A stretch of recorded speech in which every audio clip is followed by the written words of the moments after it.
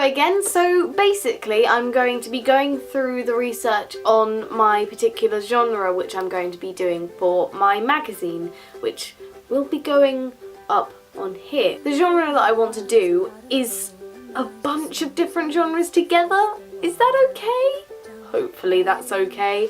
I basically want to do rock / indie / alternative and folk because they're kind of around the same target market, which is usually teenagers and adults, like middle-aged people.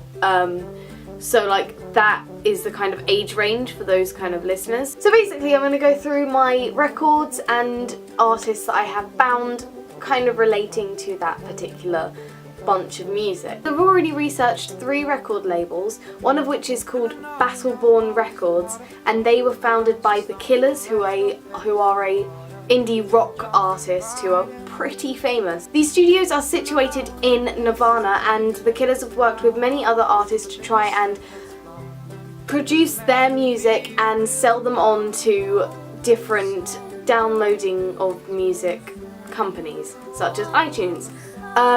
A couple of these bands are Envy Corpse, and recently there is an up-and-coming band called Imagine Dragons who are doing pretty well, and they have recorded in Battleborn Studios, which belong to The Killers. Another record label is Vandal Records, who produce the wonderful, amazing music of Maya the band. They're the only band that they actually produce for, and their music is sci-fi folk pop, which is a pretty random genre, but it's just amazing. And last but not least, there is Rough Trade Records, who have worked with such bands as the Libertines and the Strokes, who are pretty famous.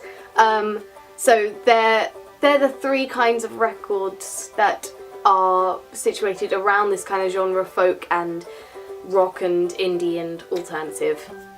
The actual artists that are situated around these genres are people such as Frank Turner, Maya, Keston Cobblers Club, Jukebox the Ghost, Just Jack, Kate Nash, Kaiser Chiefs, Killers, Jake Bugg, Pearl and the Puppets, and Laura Marling, and of course Johnny Flynn.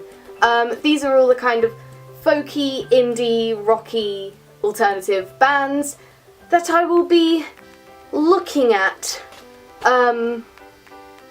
over this coursework and this course. Other magazines which would kind of have this genre are Q Magazine and of course Enemy, who kind of go over all of the genres in their magazine. I think mainly rock and alternative are their magazine, but they go through Frank Turner and he's very folky as well, so they're very diverse, and that's the kind of magazine that I want to do. So just a quick note, I haven't been able to ask any artists if they can be in my magazine yet, but I'm going to get around to that. I've got some ideas of who I'm going to ask. I just need to get around to asking them. So yeah, I've got five groups / individual artists. So I will be getting around to that soon. Hopefully that's okay. Please don't kill me. I don't want to die.